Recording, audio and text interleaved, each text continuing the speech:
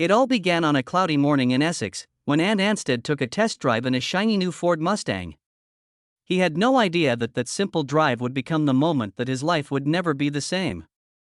People all over the world have admired his calm accuracy and knowing smile for years as they watched his steady hands bring old songs back to life on wheeler dealers. Things went very badly wrong on that day in 2018. Because the brake line broke, the Mustang careened off of a country road and into bushes and broken trees. Even though Ant got away alive, the crash broke more than just the chassis. It set off a chain of events that would haunt him for years. Right after the accident, a picture of Ant pulling himself out of the wreckage quickly went viral. His eyes were bloodshot from shock, and his hair was matted with oil.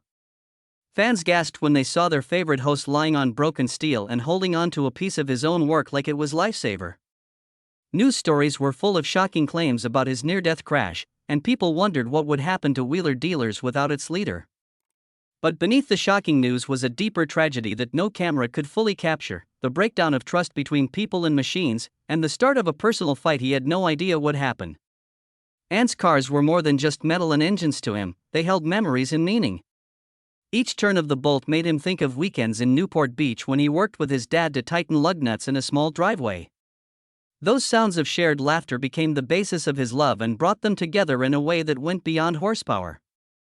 As he watched the Mustang crash into chaos, he felt a piece of himself, including childhood goals and fatherly whispers, break apart on the side of the road. He barely got hurt, but the mental scars were deeper. The next few nights he couldn't sleep because his dreams were full of metal grinding and tires sliding. He could remember that split-second betrayal every time an engine revved or the brakes squealed. What used to calm his heart was the steady beat of the engine's firing. Now, it clenched every time he turned. While he was getting ready to go back to work, fear weighed on his shoulders like a heavy coat. The production team at Wheeler Dealers worked hard to change things. Safety rules were tightened, insurance rates went through the roof, and the normally smooth plan fell apart when it was looked at more closely. But Ant's rising anxiety showed the real cost, which wasn't seen on camera. Things that used to be easy, like getting behind the wheel, starting an engine, and driving down empty lanes, became mental tests. He focused with his lips tight, and his signature smile gone. Every time he changed gears, he fought the urge to freeze. The crew's comments about how calm he seemed only made him feel worse about his guilt. He felt like he had let down the tools he admired. But the crash was only the beginning. During the following months, Ant learned that sadness can be heard in all parts of life. His first marriage ended because he couldn't sleep at night or be still during the day. When people used to talk about building plans, they now talk quietly about therapy visits and medical bills. When his wife saw the crash's shadow, she looked for security somewhere else. The split was just as public as the accident. Tabloids followed them to every court appearance and wrote about the settlement amounts and who would have custody of their young son. It was a sadness that was all too familiar, more wreckage laid bare under bright headlines. Ant threw himself into his work, trying to get away from the memories. But the shop wasn't a safe place. Every hit with a hammer or weld brought up the fear of rubber and metal breaking. He avoided repairs with a lot at stake and instead chose simple fixes that wouldn't push him too far. Producers saw that he was hesitant and thought about replacing him because they were afraid that this accident would hurt Wheeler Dealers' image for daring mechanical feats. Ant could feel the cracks getting bigger under him. Was he still the show's main character, or was he already out of date? Then there was the day when a choice had to be made. A blue 1967 Pontiac GTO, a classic power car, pulled up to the lift. The owner, a retired warrior, begged Ant to help him fix up the car that brought him home from war. When they asked, it cut through their fear like a spark through fuel. Ant looked at the GTO as if he were looking at himself in the mirror. He was hurt and beaten, but he was full of stories that he couldn't wait to tell. Even though his hands were shaking, he agreed. This wasn't just another show, it was a coming to terms. Over the next few weeks, cameras caught every weld and turn of the wrench. People watched to see both the Pontiac becoming something different and Ant himself becoming something different. They saw him stop welding, take a deep breath, and then pick up the torch again. They saw that he was determined to face his fears, as shown by the way his hands were steady. When he finally turned on the engine for the first time, that deep rumble made him feel like he had won the battle against stress. The horror wasn't over, though. Fans didn't know that Ant's inner ear had been hurt in the crash, which caused vertigo that came and went without warning. He fell while crawling under the GTO during one live shoot because the ground shook under him. As Ant lay gasping, the world seemed to be spinning around him. A photographer ran to his side. Doctors said the person had a labyrinthine concussion, which is a hidden brain and bone wound, and warned that another head accident could be very bad. Ant was having a hard time with the cruel reality that the art he loved was now making him sick. He had to make a choice. Either keep wrestling with machines that lied to him, or quit the show that made his job possible. He had to give up a part of himself on either road. The loss of his wife and his health scare had already hurt his heart. Now, the shop's noise was threatening to drown out his last bits of happiness. Ant made his choice public. He was leaving Wheeler Dealers, the show that had been his home for 7 life-changing years. The cameras caught him making his decision, and in the months that followed, Ant had to deal with empty garages and quiet engines. Instead of the sound of a rebuilt V12, he heard the echo of a choice that would affect every part of his life. There were no cameras or wrenches to calm him down. Instead, he had to deal with the most powerful machine of all, his own fears. He walked into a workshop that was empty. It felt both familiar and strange, like the walls remembered the old Ant but didn't have room for the new one. Every plug seemed to whisper memories of what he'd lost, and every empty car body begged him to think again. He wouldn't turn around, though. He stopped working on important repairs and started working with local craftspeople and fabricators who had small workshops just off the grid. There were no producers hovering behind monitors or due dates for these meetings because they weren't filmed. Ant and his new team worked together instead, and they learned that repair could be more like a meditation than a race. They took apart an old Fiat 500, cleaned every hinge of dirt, and polished the round body until it sparkled like a whisper of memories. Under the soft light of hanging lamps, Ant's low, real laughter came back as he told stories from his childhood about how he and his father learned to change spark plugs. He put together more than just the mechanics of a car with each careful adjustment to the carburetor jets. He put together the broken pieces of his own faith as well. As Ant rebuilt his relationship with the craft, he also had to deal with the silence that his broken personal life had left behind. His split ended a part of his life that he never wanted to end, and not having family dinners with his old friends and family was hard. He started going to support groups for people who had been through traumatic events. There, he sat in a circle with strangers who told him about their own physical and mental scars. He first listened, not wanting to bring up talks he had been trying to hide for a long time. He slowly understood, though, that fixing wasn't something he had to do by himself. Sharing his crash, from the loud sound of metal grinding to the ghosts that followed him to sleep at night, lifted the shame that had been stuck to him like rust. In the soft light of the community center, he laughed at small wins like being able to drive a restored Triumph Bonnie through winding lanes without flinching or getting behind the wheel of a classic Mini without holding on tight to the steering wheel. His small victories started to open up new chances for him. He was asked to co-host a live restoration event at the famous Goodwood Festival of Speed, which brings together racing fans and industry legends from all over the world. The offer seemed scary. One careless move, one moment of doubt, or fear could wipe out months of progress. But Ant said yes, eager to take back his place in the spotlight with the same calm poise that made him famous in the first place. As the cameras rolled and people crowded around his project, a rare Porsche 356, he took a deep breath, put his gloved hands on the hood, and smiled. As he peeled back the car's body panels to see how old the inside was, his trust grew. The engine bay turned into a stage where he showed that being weak and being skilled could coexist, and that stress did not have to overshadow skill. By the winter, Ant's calendar was full of requests to talk at both mental health and auto symposiums.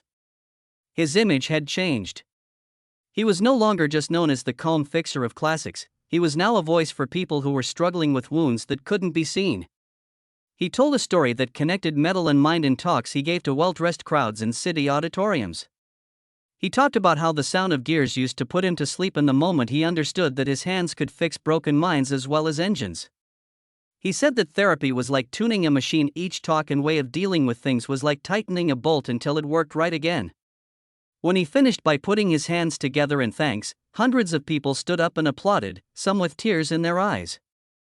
Ant had a quiet sense of purpose that no TV title had ever given him. In the spring, a familiar voice called. It was a broadcaster asking him to co-host a new Wheeler Dealers show, but this time with strict safety rules. Ant paused because he was aware of the crash's shadow, but he saw an opportunity to change his story. When the cameras were rolling, he met the new host with calm authority and empathy while giving advice. As he carefully started the engine, he felt a change. Fear and pride were riding together. In that spark, hope quietly found a place in his heart.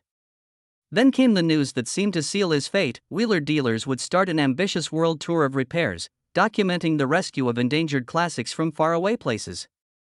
A lot of people looked forward to each show because they wanted to see Ant's masterful touch turn rust buckets into rolling treasures.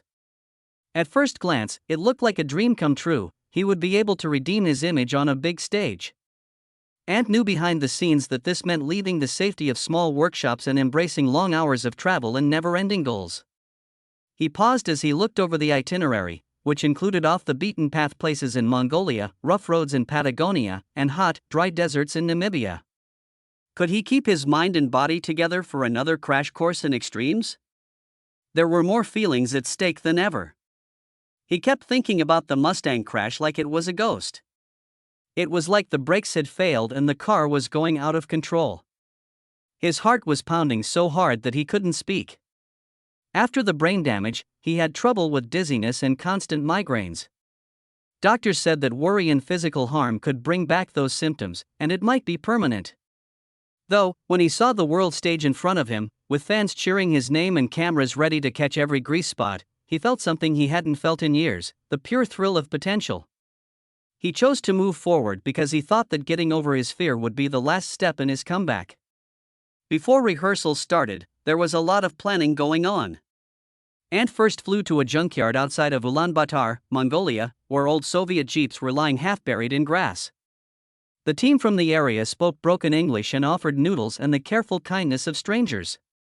With a map in hand and a picture in his mind, Ant moved through the yard like a general looking over battlegrounds. He told the camera crew that the goal wasn't just to fix up these vehicles, but also to respect their history. These were tools that used to carry herders across the harsh steppe, but now they are just old artifacts that could rust away forever. His voice only shook once, when he talked about how machines had saved his life and how he wanted to repay the favor. People in the area were amazed as he lifted panels, used his favorite torque wrench, and started engines up again. While the wide Mongolian sky was lit up by stars, Ant let out a winning laugh that was equal parts relief and excitement. The next leg took him to an Argentine workshop at a high elevation in Patagonia, where it got below freezing at night. In this case, the problem was an old Land Rover that had taken experts to the tops of glaciers. Its engine bay was a museum of rust and wires that were getting weak. Ant had cold hands as he pulled out rusted nuts and sealed broken tubes. When he woke up one morning, the workshop was spinning around him and he felt dizzy. He stood up straight against a fender, and sweat started to form on his forehead. A doctor came in with a monitor and some warnings. If the dizziness came back while he was working, he had to stop right away. Ant was by himself in his tent that night. He looked up at the canvas ceiling and began to question himself. Was he willing to risk everything for one last chance at fame? Or did this global plan have a goal bigger than just saving one person? He kept going because he was determined to finish the tour. In Namibia, a dusty village was waiting for a group of land cruisers that had been bringing help for decades. People in the area met him with shy applause, their hands dirty from years of work. Ant got down on his knees next to a broken engine block and carefully opened up the bolts. He thought about the people whose lives these trucks had once changed, children who had gotten medicine and farmers whose crops had been taken to market. At that moment, he understood the bigger picture. Restoring things wasn't just about their historical value, it was also about bringing neighborhoods back to life. At dusk, when he revved the last Land Cruiser, its roar could be heard over the red dunes and moving sand. Ant closed his eyes and took a deep breath in. He could feel the weight of his doubts lifting off his shoulders. When the tour ended in the UK, there was a big show at Silverstone Motor Circuit. TV hosts and famous drivers met under the huge roof to watch the show. Ant rolled out the repaired classics, lined them up like an art show under bright lights, and walked across the asphalt while cameras clicked. When the last thing was shown, a spotless Morgan three-wheeler, he stopped and took a microphone. His eyes were ringed with tiredness, and his lips were hollow. He spoke with a steady voice. Even though he was tired, these machines saved lives, carried history, and we've given them a second chance. They show us that being strong isn't just about metal and oil. What's behind the wrench is the heart. The crowd roared, but Ant felt a shake. Had he gone too far? A few days later, when the episode aired around the world, he snuck backstage, shut the door to his dressing room mirror, and sat down on a bench. The excitement that had been fueling him left him, leaving him with empty energy. He looked at himself in the mirror and saw that his scalp was caked with grease and his eyes were bright with both joy and pain. He quietly admitted the truth. His body bore the scars of a man who had raced fate and won, but risked losing himself in the process. He saw that fame around the world came with a price he could not ignore any longer. After work that night, Ant called his doctor. He talked in broken words about getting dizzy in Mongolia, getting migraines in Patagonia, and being so tired after Silverstone. He stated that he had been proud of how well the tour had gone while ignoring his body's signals. He told her he was afraid of letting his people down and seeing his comeback fall apart, which made her cry. After listening, his therapist said in a soft voice, "You've shown that you're valuable not by how often you rush into danger, but by knowing when to pull back." Ant let out a breath and felt a weight lift off his shoulders. The next morning, he made up his mind. Ant wrote on social media that he was going to stop shooting for good because of his health and the need to focus on his well-being. Support came pouring in right away. Fans and co-hosts flooded his feed with words of love, support, and thanks for being honest. He felt both relieved and sad about the shows he had to leave unfinished. But in that weakness lay a new victory. He had brought balance back to his own life by choosing to protect himself over putting on a show. Ant Anstead's journey goes on, but not on camera. It's in the slow rev of a rebuilt engine, the slow breath before turning a wrench, and the honest talks that give healing new life. His tragedy changed him, showing that sometimes the best healing is the one we do on our own hearts. In the weeks after he said he was taking an indefinite break, Ant traded in camera teams for quiet mornings in his private workshop. He put in soft LED lights over his workbench and switched from high-stakes repairs to jobs that gave him back some confidence slowly. Herbal tea, 10 minutes of guided meditation, and a set of balance routines to retrain his inner ear were what he did every morning. He took careful steps and breathed deeply until the sound of traffic in the distance stopped being a warning and became a background track. At this slow pace, he learned that healing could be as much about taking care of his nervous system as it was about tightening a bolt. His family and friends came together to help him. His son, who used to be distracted by court dates and doubt, now claimed a corner of the bench and offered spanners while telling tales of his successes in school. As Ant guided his son's hands over spark plugs, he realized that he could rebuild faith one piece at a time. Their laughter filled the workshop like old music. No longer was he in a hurry. He let the parts age in the sun until he felt like he could polish every curve. For days, he had to relearn how to breathe and look at metal without getting scared.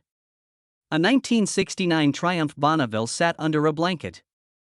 With the therapeutic wreckage came offers that were not expected. Support groups in the area asked him to lead hands-on healing classes where he would help veterans, accident survivors, and nervous newcomers calm down by balancing pistons.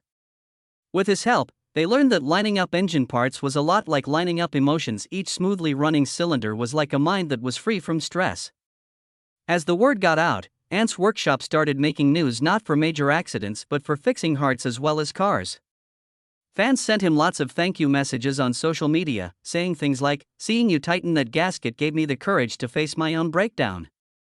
By the middle of summer, the tool business that used to try to get him to do flashy endorsements asked him to help make a line of low-impact wrenches for hands that are healing from stress or injury. He drew ergonomic curves late into the night and then put samples to the test on old carburetors and stubborn lug nuts. At the same time, a mental health charity asked him to co-host a webinar series that would look at how emotional limits are similar to mechanical precision. His voice, which used to be quiet because he was afraid of relapsing, rang with real power as he talked about broken dreams and brake lines and then showed people how to carefully fix both. Ant agreed to give a speech at a global health summit in Barcelona in October. On stage, in soft violet lights, he told the truth about the accident, the injuries he got, and the dizziness that still danced behind his eyes sometimes. He talked about divorce as more chaos to sort through and long nights when the only way out was to mess with pistons until dawn. When he was done, the crowd gave him a standing applause that made him feel like he was hearing the warmest engine roar he had ever heard. Back in his workshop, he drew out ideas for a book called Life in the Slow Lane, brake lines and braking points that would be both a biography and a guidebook. He planned out parts on how to handle both physical and mental crises, and he included pictures that showed how tightening a bolt's tolerance was like enforcing limits in a relationship. Each page claimed to be a set of tools for learning how to fix things that are broken, whether they are in the engine bay or in your heart. Ant's new pace felt right by winter. He did yoga in the mornings and worked out at the bench in the mornings. In the evenings, he joined live stream chats and gave honest updates on the progress of both his health and his Datsun Roadster. There were no more adrenaline-fueled sprints like on TV restorations. Instead, there was a skilled worker who knew that real resilience doesn't come from racing fast, but from knowing when to stop, breathe, and reset. Even though he still loved the visceral thrill of a roaring engine, he now knew that some of the best healing happens between the gears, in the quiet chambers of the human heart. He was once again at a crossroads when a well-known streaming platform for cars asked him to host a revival series called Rebuild and Recover. The proposal was purposely simple. Each season would have 3 builds based on vehicles owned by regular people who had been through major life changes. Instantly, the idea hit home. Ant imagined a structure that would reflect his own journey, with cars healing along with their owners and each wrench turn representing a personal breakthrough. He imagined a classic Chevy Camaro whose owner had just recovered from a stroke that almost killed them, or a beat-up Datsun 240Z owned by a soldier who was dealing with PTSD. The show would combine mechanical skill with human stories of strength, focusing on both pistons and personal success. He accepted with cautious hope that the first season would go ahead because he was determined to keep the balance he had worked so hard to restore. It started making things in early spring. Ant's private workshop was turned into a soft-focus studio, with cameras quietly recording every careful oil change and torque measurement. When he was on wheeler dealers, cameras rolled all the way around and producers looked for shocking moments. But here, he was in charge. The camera angles were low-key, edits favored real conversation over dramatic cliffhangers, and each show ended with mental health resources. He seemed more real and less staged when he was on screen. He talked to the audience directly and admitted that he had been in a crash and now coaches both steel and souls. His usual grin had turned into a mentor's smile, and he held out his arms to both the participants and the crowd. In the first episode, Maria, a young mother, was shown. Her old Land Rover was essential for getting daily tasks done, but it broke down while she was fighting breast cancer. Maria talked about what the Land Rover meant to her as Ant and his crew worked on rusted brake lines and locked wheel bearings. The Land Rover had taken her kids to school and herself to cancer appointments. As the engine finally came back to life, her tears sparkled in the workshop lights. Ant watched her from the driver's seat, his hand on her shoulder, and told her in a whisper that sometimes all it takes is a spark plug to heal. Even though there wasn't a big celebration when filming ended, the emotional impact was felt in online groups where people shared their own recovery stories. Richard was in episode 2. He was a retired fireman whose beloved 1973 Plymouth Satellite had been his therapy after years on the job. When the clutch in Richard's car broke, he lost both his hobby of working on cars and an important way to deal with stress. Ant and Richard took apart the gearbox together, and Ant taught Richard how to fine-tune the shift points while the expert hesitantly talked about scary rescues he had been on. The steps of taking things apart, evaluating them, fixing them, and putting them back together were similar to the steps of healing. The day of the test drive, they sped down an empty runway, and Richard's headlights shone like a soldier coming home. Ant's heart swelled when he saw a man get both power and hope back. Ant picked his own Phoenix project for the last part of the first season, a 1965 Ford Falcon that came from the end of a friend's family tree. The Falcon used to belong to his father and then to his brother. After that, it was left to sit in a neighbor's barn. Ant said he would fix it up, but he knew he was fixing up more than just metal. During hairline welds on the frame, he told the camera in an honest way that the Mustang crash had broken his faith in machines and his divorce had broken his faith in love. In response, he had built a new faith, to believe in change. As the Falcon's engine roared to life, Ant took it for a drive along the coast at sunset, which was a metaphor for moving from broken pasts to made new futures. The reaction from viewers was better than expected. People from all over the world left comments like, "I've seen my own wreckage, watching Ant guide each rebuild gave me the strength to pick up my own tools, and this is the true spirit of restoration."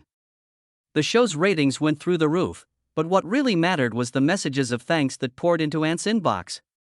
He understood that by being open about his own weaknesses and focusing on group builds, he had created a new legacy, one that wasn't based on chart positions or shocking news stories, but on fixing machines and minds. In the middle of filming season 2, a non-profit called out to work with us on a mobile garage project for rural areas that don't have places to fix things. Ant worked hard to plan lightweight toolkits, teach local helpers basic first aid for mechanics and mental health, and raise money through live-streamed build marathons. People who watched could give money to sponsor toolkits or psychology classes that would run along with mechanical clinics. Ant thought that physical and mental healing should be done at the same time, which led to the idea. By the end of the season, he had helped set up mobile units in communities that didn't have enough services, from villages in the Scottish Highlands to places in the Californian desert. Ant felt a big change when he delivered a rebuilt VW Beetle to a cancer survivor at the end of the second season. He wasn't trying to get more viewers or fighting fear every time he touched a pedal. He was instead part of a worldwide group that saw healing in the hiss of hydraulics and the clink of spanners. When he got back to his workshop every night, he wasn't scared or high on adrenaline. Instead, he felt calm and satisfied, with notes on next week's builds, messages from participants, and pages of his memoir guide taking shape as a guide for others. He had gone full circle in his public story, from the thrilling crash that broke his confidence to times of denial and reinvention to a style of repair that mixed steel and soul.